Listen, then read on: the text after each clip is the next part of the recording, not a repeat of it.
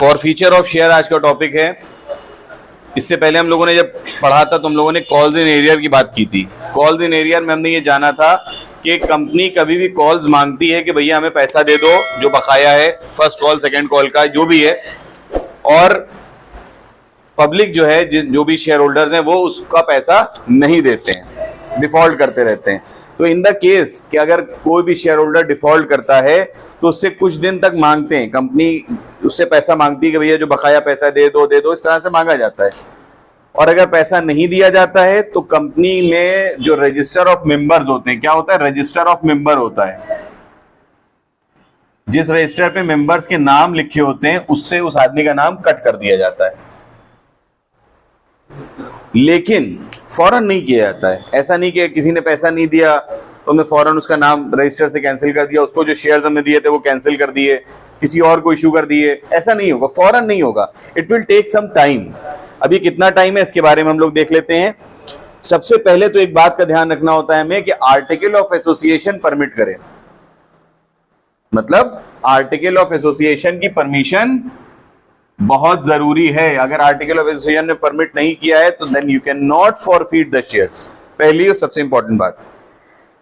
फिर अगर ऐसा कोई प्रोविजन नहीं है तो फिर टेबल एफ शेड्यूल 1 की कंपनीज एक्ट 2013 में जो शेड्यूल 1 है उसमें टेबल एफ है, हम पहले बता चुके तुम लोगों को, उसके अंदर इस चीज के बारे में प्रोविजन दे रखा हो। अगर आर्टिकल में नहीं है तो फिर हम उसकी तरफ मूव ऑन कर जाते हैं कि अगर table F schedule 1 of companies act 2013 में गिवन है तो हम लोग इसको फॉरफीट कर लेते हैं। क्लियर? लेकिन फॉरफीट करने से पहले सबसे इंपॉर्टेंट चीज होती है क्या? नोटिस। बताओ तो सामने वाले को उसकी सजा, उसको किस बात की सजा देने जा रहे हो। सजा देने से पहले हमें ये बताना होता है कि भैया सजा देने जा रहे हो, किस चीज की सजा है। अगर हम शेयर फॉरफीट करने जा रहे हैं, तुम्हारे कैंसिल करने जा रहे हैं, पता तो हो। अक्सर ऐसा होता है कि हमें नहीं पता है, मेल नहीं खोला मान लीजिए, या एड्रेस चेंज हो गया, नहीं पता चल पाए, कुछ भी हो सकते हैं, रीजन बहुत सारे हो सकते हैं, तो नोटिस दिया जाना चाहिए। और जो यूजुअल एक नॉर्मल बिजनेस ट्रांजैक्शंस में यूज होता है वो कितने दिन का नोटिस है? 14 डे नोटिस, 14 दिन का नोटिस जरूरी है। 14 दिन का नोटिस दिया जाता है कि भैया तुम्हारे शेयर फॉरफीट हो जाएंगे। अगर तुमने अपना पैसा साथ में इंटरेस्ट नहीं दे दिया तो तुम्हारे शेयर्स क्या हो जाएंगे? फॉरफीट हो जाएंगे।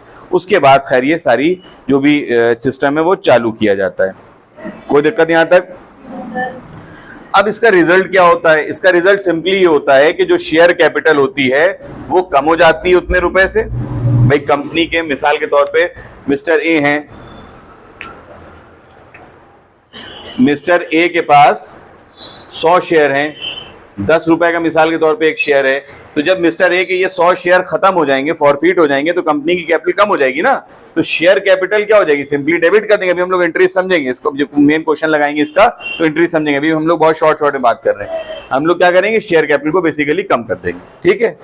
अब कभी कभी हम लोग कुछ शेयर्स को प्रीमियम पे भी इशू करते हैं, उसके बारे में पढ़ लेते हैं। प्रीमियम में 2 केस आते हैं। When forfeiture takes place after the premium is received, हमें प्रीमियम मिल गया, मिसाल के तौर पे अलॉटमेंट में प्रीमियम था, अलॉटमेंट का पैसा मिल गया, उसके बाद फॉरफीचर की प्रक्रिया शुरू की गई। तो सेक्शन 52 ऑफ कंपनीज एक्ट 2013 क्या कहता है? If the premium has been fully collected, अगर प्रीमियम पूरा मिल गया, जितना प्रीमियम था सब एक बार में मिल गया है या पूरी बार में मिल गया है, it can not be cancelled even if the share is forfeited later on. तब हम शेयर जो प्रीमियम है उसको कैंसिल नहीं कर सकते हैं क्योंकि हमें ऑलरेडी प्रीमियम मिल चुका है। लेकिन अगर प्रीमियम मिलने से पहले ही फॉरफीचर हो गया, मिसाल के तौर पे सेकंड कॉल पे प्रीमियम था, फर्स्ट कॉल के टाइम फॉरफीचर हो गया मिसाल के तौर पे, तब क्या होगा? When the share is forfeited on the premium has become due but has not been received, मतलब या तो ड्यू हो गया, प्रीमियम हमें अब मिलने वाला है लेकिन अभी तक हमें रिसीव नहीं हुआ कंपनी को, चाहे पूरा चाहे थोड़ा सा। क्या करेंगे हम? The security premium reserve must be debited with the amount of the premium. वहां पे सिक्योरिटी प्रीमियम को क्या करेंगे हम लोग? डेबिट साइड लिख देंगे, सिक्योरिटी प्रीमियम रिजर्व क्या अमाउंट। ये 2-3 बातें हैं, थोड़ा सा ध्यान रखना पड़ेंगे, जब हम लोग क्वेश्चन करेंगे तब ज्यादा क्लियर होगा। देन इसके बाद फॉरफीचर हो गया। शेयर मिसाल के तौर पे ये मिस्टर ए है, ये कंपनी है, कंपनी ने मिस्टर ए से कहा पैसा लाओ हमारा, नहीं दिया, मिस्टर ए के शेयर्स कंपनी को वापस चले गए। और मिस्टर ए का नाम कंपनी के रजिस्टर से, रजिस्टर ऑफ मेंबर से काट दिया गया। लेकिन कंपनी के पास अब 100 शेयर्स आ गए। कंपनी ऑब्वियसली जमा करने तो बैठी नहीं है शेयर्स। ये कंपनी क्या करेगी, इन शेयर्स को किसी और जनरल पब्लिक में से किसी और को, मान लो मिस्टर बी को क्या करेगी, री इशू कर देगी। री इशू कहलाता है, मतलब वो शेयर्स को फिर से मार्केट में इशू कर दिया जाता है। कोई दिक्कत? लेकिन इसमें एक बहुत इंपॉर्टेंट बात का ध्यान रखना। हमने तुम लोगों से कहा था कभी भी शेयर डिस्काउंट पे इशू नहीं होता। प्रीमियम पे होता है, पार पे होता है, लेकिन डिस्काउंट पे कभी भी शेयर इशू नहीं होता है। लेकिन री इशू के केस में ऐसा नहीं होता है।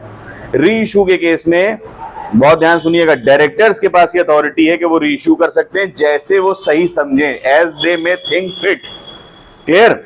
और इसके बाद आती है बात कि ये पार पे भी इशू हो सकता है। ये जो शेयर यहाँ पे इशू हुआ है मिस्टर बी को, ये पार पे भी इशू हो सकता है, मतलब 100 का था 100 में इशू हो जाए, 100 का 110 में इशू हो जाए, या 100 का डिस्काउंट में भी इशू हो सकता है। ये बात ध्यान रखना। डिस्काउंट में हमने तुम लोगों को वहां तब बताया था कि डिस्काउंट में स्वेट इक्विटी शेयर्स के फॉर्म में इशू किया जा सकता है। नॉर्मल शेयर्स को कभी डिस्काउंट में इशू नहीं किया जा सकता। एग्जाम में पूछा जा सकता है, आपसे वाइवा में पूछ सकता है एग्जामिनर कि शेयर्स को डिस्काउंट पे कब इशू कर सकते हैं। तो ये भी एक पॉइंट है, ध्यान रखना। अब लेकिन इसके साथ एक शर्त है, डिस्काउंट लिखा है क्वेश्चन में, जो टेक्स्ट है वो एकदम एग्जैक्ट बता रहे हैं। If the shares are reissued at a discount, the amount of discount cannot exceed the amount previously received on these shares. मतलब मैक्सिमम कितना डिस्काउंट हो सकता है, जितना हमें प्रीवियसली रिसीव हुआ है। मिसाल के तौर पे एक शेयर है जो कि 10 रुपए का है, 10 में 3 रुपए रिसीव हो गए। कितने रुपए रिसीव नहीं हुए? ऑब्वियसली 7 रुपीज रिसीव नहीं हुए। अब जब हम शेयर्स को री इशू करेंगे, मान लो फॉरफिट के लिए इस आदमी ने 7 रुपए नहीं दिए थे, 7 रुपए के चक्कर में नॉट पेड, ये एरियर हो गया, इसके चक्कर में शेयर फॉरफिट हो गए।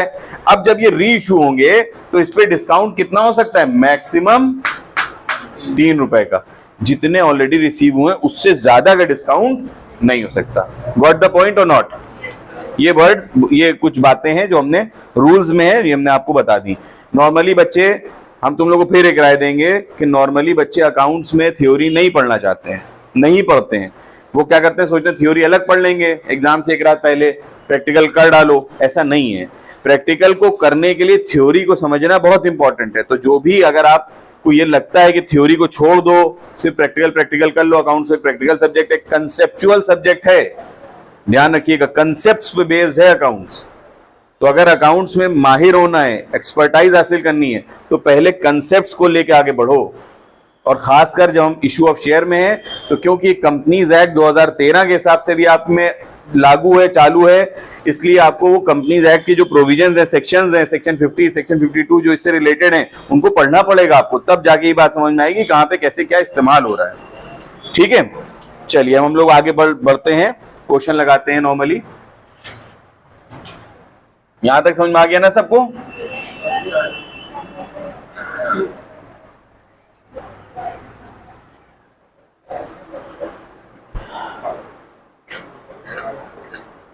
क्वेश्चन अभी हम शेयर कर देंगे, तुम लोग भी देख लोगे बाद में आराम से। पवन limited was registered with an authorised capital of 5 lakh rupees. Pavan limited के पास 5 लाख रुपए की ऑथराइज कैपिटल है, यहीं पे देख लो, इसको किताब उधर दे दो। ऑथराइज कैपिटल से जर्नल एंट्री से कोई मतलब नहीं होता है, बात दिमाग में बैठा लो। ठीक, ऑथराइज कैपिटल वो कैपिटल होती है जो मैक्सिमम कंपनी रेस कर सकती, मैक्सिमम अपनी लाइफ टाइम में, और ये उसके मेमोरेंडम के कैपिटल क्लॉज में गिवन होता है। मेमोरेंडम में क्लॉजेस होते हैं ना, कई क्लॉजेस होते हैं, name clause, place clause, association clause. तो यहाँ पे जो कैपिटल क्लॉज होता है वहां पे ये मेंशन है। तो 5 लाख रुपए की ऑथराइज कैपिटल, इससे हमसे कोई मतलब नहीं है, 10 रुपए का एक शेयर है इसके हिसाब से। अब इसके बाद आता है कि it purchase a building from Y. Y से पवन लिमिटेड ने एक बिल्डिंग खरीदी, ये वाई है, इससे पवन लिमिटेड ने एक बिल्डिंग खरीदी। ध्यान समझिएगा, अब ये बिल्डिंग क्या है, एक असेट है, इसका पेमेंट करना है ना पवन को। तो पवन लिमिटेड ने जब इनसे वाई से बिल्डिंग खरीदी है, तो पेमेंट या तो कैश में होगा या किस में होगा, क्रेडिट में होगा। और तीसरा होता है इसके अलावा इन शेयर्स, और जो पेमेंट पवन करते हैं इनको, परचेजर करता है सेलर को, उसको कहते हैं कंसीडरेशन। क्या कहते हैं? कंसीडर, बदले में देने वाली चीज को कहते हैं consideration. So if the consideration is not in the form of cash and credit, it will be other than cash. Means Pawan is paying the consideration other than cash in the form of shares. Shares के रूप में दे रहे हैं। ये एक अलग topic है, इसके बारे में हम लोग अलग डिटेल में बात करेंगे अभी, लेकिन इसके अंदर एंट्री आ गई तो बता दे रहे हैं। सबसे पहले प्रोफार्मा जैसे नॉर्मल होता था वैसे ही रहेगा, same date particular, LF amount debit का और अमाउंट क्रेडिट का। सबसे पहले बिल्डिंग खरीद रहे हैं हम लोग, पवन लिमिटेड का यहाँ पे अकाउंट बना रहे हैं तो यहाँ पे पवन लिमिटेड लिख दिया जाएगा, building account debit to Y, या वेंडर कर सकते हैं। अमाउंट में कितना आ जाएगा? कितने रुपए की बिल्डिंग है भाई? 2 लाख। ठीक है, 2 लाख रुपए की बिल्डिंग खरीद ली। ये सिंपल जर्नल एंट्री है, इसके बारे में हम लोग यहाँ नरेशन लिख देंगे, हम लोग यहाँ पे नहीं लिख रहे हैं क्योंकि ज्यादा टाइम हो जाएगा। Building purchase from Y. फिर उसके बाद हम लोग आगे लिखा है कि an issued fully paid up share to Y. Y को हमने शेयर्स दे दिए fully paid up. Fully paid up का मतलब 10 रुपए का एक शेयर था, पूरा पे हो गया। फुल्ली पेड अप मतलब 10 का शेयर 10 में पूरा 10 रुपए पे हो गया, इसको कहते हैं फुल्ली पेड अप। 10 से कम होता तो क्या कहलाता? Partly paid up. अगर ये शेयर 10 का था और 8 रुपए इसमें पे हो गए होते तो क्या कहते हैं हम लोग? Partly paid up. लेकिन इसको क्या कहेंगे हम लोग? Fully paid up. चलो फटाफट आगे बढ़ते हैं। अब हम लोग वाई को पेमेंट करेंगे, Y debit to share capital, क्योंकि हमारे पास से शेयर कैपिटल जा रही है। तो कितने रुपए लिखेंगे यहाँ? 2 लाख। 2 ही लाख रुपए जा रहे हैं। कैसे आया ये? 20,000 शेयर्स इंटू 10 रुपीज, क्योंकि ये क्या था? Fully paid. Is it clear? इसकी जर्नल एंट्री अब फॉरफीचर वगैरह से इससे कोई लेना देना नहीं है। हम लोग आगे बढ़ते हैं फटाफट। आगे लिखा है उन्होंने इनवाइट किए बैलेंस 30,000 शेयर को, कि भैया लोगों से कहा खरीद लो 30,000 शेयर। इसमें एप्लीकेशन 3 रुपए की है और ये सारे क्वेश्चन दे रखे हैं। अशोक जिनके पास 500 शेयर थे उन्होंने बोथ द कॉल्स फेल कर दी। अभी लोग आगे बढ़ते हैं, देखेंगे इसके बारे में। फिलहाल bank account debit to share application account, हमने क्या कहा था? Number of share into related amount. कितना हो गया? 90,000। नरेशन आ जाएगा, एप्लीकेशन मनी रिसीव्ड। इसी की दूसरी एंट्री हो जाएगी share application account debit to share capital account. Short पे लिख रहे हैं, अमाउंट में 90,000 आ गया। अलॉटमेंट कितने का है?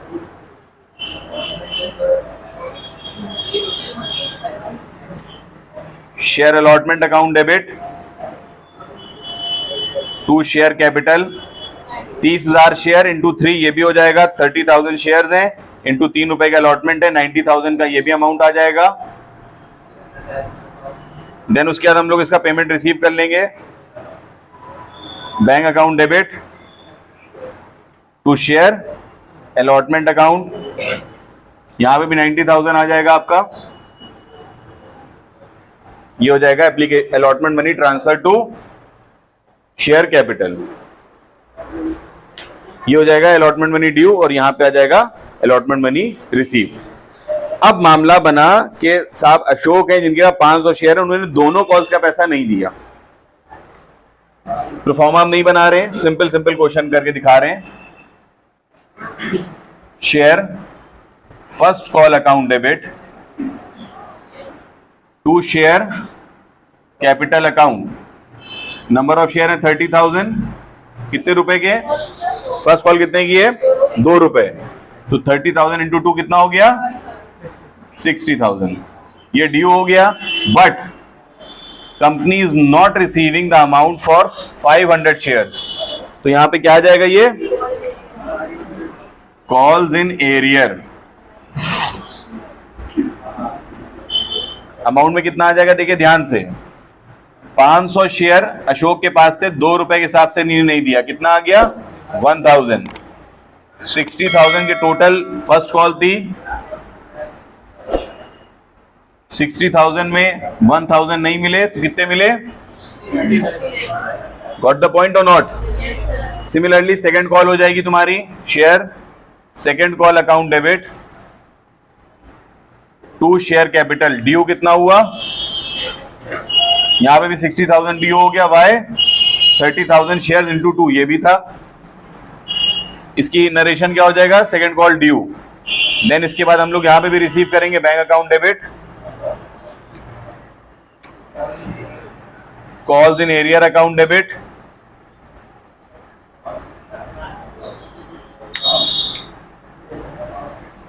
To share second call account, या फाइनल कॉल भी लिख सकते हैं आप। 60,000 की थी, यहाँ पे ड्यू हुई थी, 1,000 रुपीज नहीं मिल रहे हैं, तो कितने मिल रहे हैं, ये कैसे आया, वैसे ही जैसे ऊपर आया था, 500 शेयर इंटू 2। यहां तक आ गया समझ में। ये नॉर्मल हार्ड एंट्रीज है कॉल इन एरिया की, दैट्स इट, इसके अलावा और कुछ तो नहीं है। लेकिन आगे लिखा हुआ है, अब जो नया पार्ट था हमारा फॉरफीचर का, वो ये कह रहा है हिज शेयर्स वर फॉरफीटेड। अब ऑब्वियसली इनको नोटिस दिया गया होगा, इनसे कहा गया होगा पैसे लाओ, 14 दिन का नोटिस दिया गया होगा, इन्होंने नहीं दिया होगा पैसा, तो इनके शेयर्स फॉरफीट कर लिए गए। अब इधर का जो पार्ट है इसको हम हटा दे रहे हैं, क्योंकि यहां इसको हम समझाने जा रहे हैं। इनके शेयर्स फॉरफीट हो गए जिनकी कीमत कितनी थी। जब फॉरफीट हुए तो मैंने आपसे क्या कहा, जब देखिए इश्यू हो रहे थे तो कैपिटल कहां आ रही थी, क्रेडिट में आ रही थी ना। जब फॉरफीट होंगे तो कहां आएगी, share capital account debit. Share capital account debit क्यों, क्योंकि ये कैपिटल हमारी क्या हो गई, रिड्यूस हो गई। और कितने रुपए से रिड्यूस हुई, 500 शेयर थे, एक शेयर कितने का था, 10 रुपए का। तो फॉरफीचर के टाइम पे कैपिटल हमारी कितनी कम हुई, 5,000, जिसमें ध्यान सुनिएगा एक एक पार्ट, जिसमें हमें क्या क्या मिल गया था, शेयर, क्या क्या मिला था हमें, शेयर फर्स्ट कॉल नहीं मिली, शेयर सेकंड कॉल नहीं मिली। जो नहीं मिला उसको हम लोग लिखेंगे, ये हो गया तुम्हारा एरियर वाला पार्ट, ठीक है। कितने कितने रुपए नहीं मिले, 1,000 रुपए नहीं मिले। ध्यान सुनिएगा, हमने शेयर खरीदा, 5,000 रुपए कीमत थी, हम 5,000 में से 2,000 नहीं दे पाए। ये मान लो 5,000 की चीज थी, ये 5,000 की चीज थी, हमने इसके 3,000 तो दे दिए, 2,000 नहीं दे पाए। इसके चक्कर में कंपनी हमसे ये चीज वापस ले गई, ये पेन हमसे वापस ले गई। कंपनी जब ये 5,000 का पेन वापस ले गई तो कंपनी को हम 3,000 भी दे चुके हैं, और कंपनी ये भी ले गई, तो कंपनी का फायदा कितने का हुआ, उतने रुपए का जितने हम दे चुके हैं। नहीं समझे बात, इसको कहेंगे टू शेयर फॉरफीचर। समझिएगा कैसे, ये कितने आ गए, 3,000। अशोक साहब जो थे उन्होंने 5,000 रुपए के शेयर्स लिए थे, 5,000 में से वो 1,000 फर्स्ट कॉल के, 1,000 सेकंड कॉल के नहीं दे पाए थे, बाकी एप्लीकेशन अलॉटमेंट तो दी होगी ना। तो जो दे चुके हैं वो कंपनी को पैसा जा चुका है, कंपनी उनसे शेयर भी ले गई उनके, तो अशोक के पास से शेयर भी कंपनी पर चले गए और 3,000 रुपए भी चले गए। कंपनी का फायदा कितने का हुआ इस पूरे प्रोसेस में, ये है वो फायदा। इसलिए यहां कहा गया, ये क्रेडिट में। बात क्लियर हो गई, कोई दिक्कत तो नहीं। तो शेयर फॉरफीचर में वो अमाउंट लिखते हैं जो मिल गया है। क्या लिखते हैं, जो मिल गया है, रिसीव्ड। अभी तक जो शेयर होल्डर दे चुका है उसको लिखते हैं टू शेयर फॉरफीचर। यहां पे कंफ्यूजन होता है बच्चों को, इसलिए मैंने अलग से रेड पेन से लिख के दिखा दिया आपको। क्लियर। अब लिखा है आगे, फटाफट देख लेते हैं कि भैया ये शेयर रीइश्यू कर दिएगा हरी साहब को, 9 रुपए fully paid up. Fully paid up मतलब 10 का शेयर 10 में, 10 का शेयर था 9 में इशू किया है। ध्यान सुनिएगा, पैसे आए ना, कितने आए हैं, 500 शेयर के 9 रुपए के हिसाब से 4500 आए हैं। और जो नहीं आए वो क्या है, अब यही शेयर फॉरफीचर कहा जाएगा डेबिट में। जो 1 रुपया कम आया है, और कैपिटल ओरिजिनली कितने की थी, फुल्ली पेड अप थी ना, 500 इंटू 10 मतलब 5,000 रुपए की कैपिटल थी, हरी से हमने सिर्फ 4500 रुपए लिए, तो इसका मतलब कंपनी का क्या हो गया, 500 रुपए का लॉस हो गया। बात समझ आ रही नहीं आ रही है। जब अशोक के शेयर वापस लिए तो तो अशोक के शेयर भी वापस ले लिए, 3,000 रुपए भी ले लिए, कंपनी का हुआ 3,000 का फायदा। जब रीइश्यू करे किसको, हरि को, तो 500 रुपए कम में 5,000 की चीज 4500 में बेच दी। कंपनी का भैया, कंपनी को नुकसान हो रहा था ना, कंपनी का 5,000 की चीज रखी हुई थी, उसने कहा ऐसा ले जाओ 4500 पे ले जाओ, ले गया 4500 का कंपनी का, लेकिन इसमें क्या हो गया, 500 का लॉस। आ गया ना यहां तक। अब ध्यान से देखिएगा क्या करने जा रहे हैं। अब आती है लास्ट एंट्री फॉरफीचर और रीइश्यू की। लास्ट एंट्री होती है कि मतलब हमेशा लास्ट एंट्री होती है प्रॉफिट या लॉस को ट्रांसफर करने की। अब यहां में क्या हो रहा है, प्रॉफिट भी हो रहा है, लॉस भी हो रहा है, तो इसकी एंट्री हो जाएगी शेयर फॉरफीचर अकाउंट डेबिट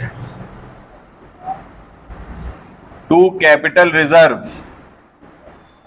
जो भी फॉरफीचर के प्रोसेस में हमें फायदा हुआ उसको कहां ट्रांसफर करेंगे, कैपिटल रिजर्व में। 3,000 का फायदा हुआ था, 500 का हो गया क्या, नुकसान। कितने का फायदा हुआ, 2500 का फायदा हो गया, जो कि कैपिटल रिजर्व में ट्रांसफर हो गया। और यहां पे नरेशन क्या लिख देंगे, amount transfer to capital reserve.